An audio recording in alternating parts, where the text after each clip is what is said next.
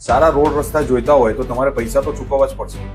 આવું હું નથી કહેતો, પણ આ કહી રહ્યા છે નીતિન ગડકરી, જે બીજેપી સરકારમાં રોડ ટ્રાન્સપોર્ટ અને હાઈવે મિનિસ્ટ્રીના મિનિસ્ટર છે. પણ તમે જાણો છો કે આવું એ શા માટે બોલે છે?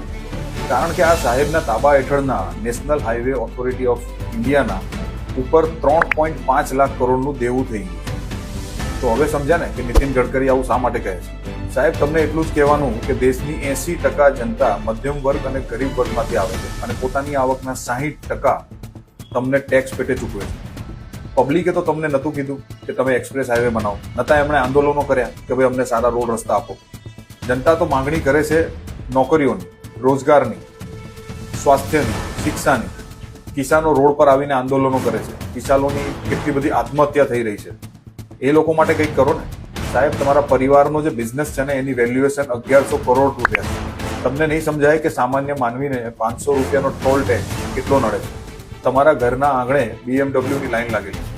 તમને નહીં સમજાય કે સામાન્ય માનવી ગાડીઓના હપ્તા કેવી રીતે ભરે. તમારા માટે બોલવું સહેલું છે કે સારા રોડ રસ્તા જોઈતા હોય તો પૈસા ખર્ચવા પડશે. સામાન્ય માનવીને જઈને પૂછો તો એનો અભિપ્રાય જાણવા મળશે. તમારું શું માનવું છે આ વિશે અમને કોમેન્ટ કરીને જરૂર જણાવજો, તો અમને પણ ખબર પડે કે પબ્લિકને ખરેખર ટોલ ટેક્સથી વાંધો છે કે નહીં, કે અમે લોકોએ ખાલી અમથે અમથો જ ઉપાડો લઈ રાખ્યો.